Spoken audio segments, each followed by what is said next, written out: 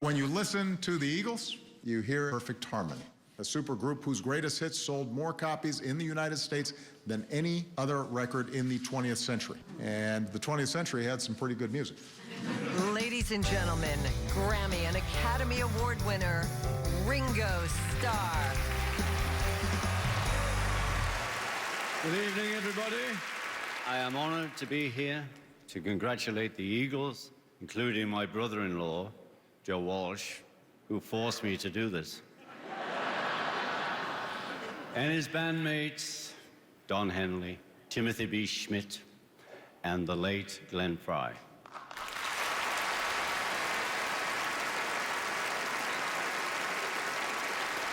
But I'm not going to tell you the story of the Eagles.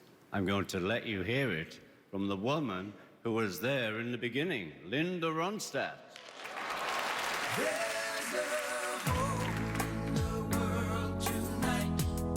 What can you say about a group of men who created music that transcends time, that connects one generation with the next? You can say that they were keen observers of life, who made their stories feel like our own.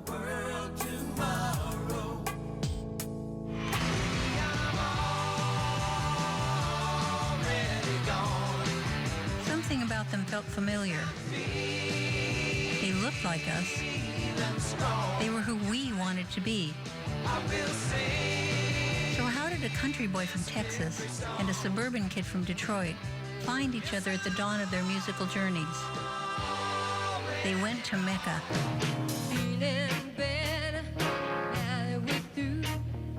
The Troubadour was the center of our musical universe, and the place I met Glenn Frey, Don Henley, and a lot of other musicians looking for their next song, their next paycheck, or their next meal. I was putting together a touring band and hired Glenn, a great guitar player with an exquisite vocal range. And Don was an ideal drummer for a singer like me. He played simply, understood traditional music, and was a brilliant vocalist. On the road, Glenn and Don played and wrote music all night and made a fateful decision to form their own band.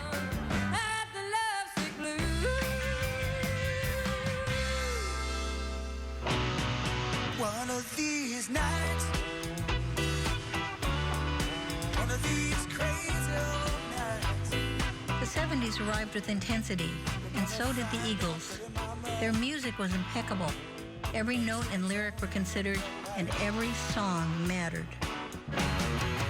Welcome to the Hotel California.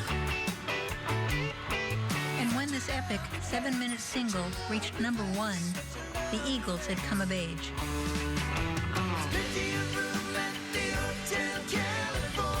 This song of profound resonance would become an iconic part of our musical landscape for the next 40 years.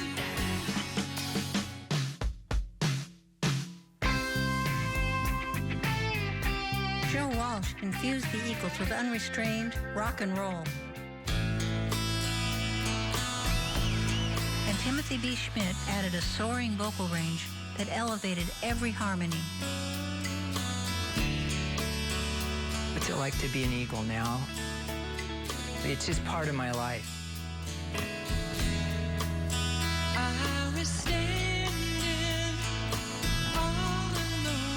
We managed to represent that period of time in the 70s, Southern California, which was very artistically creative. I hope that's remembered like the Roaring 20s are.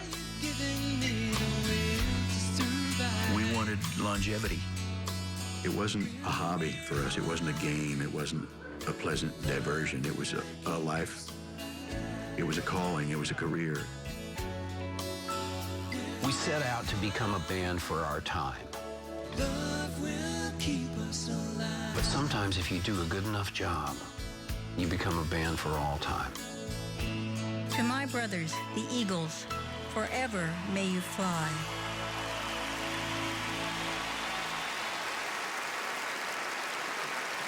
And now, it's my pleasure to welcome 4 times Grammy winners, Kings of Leon.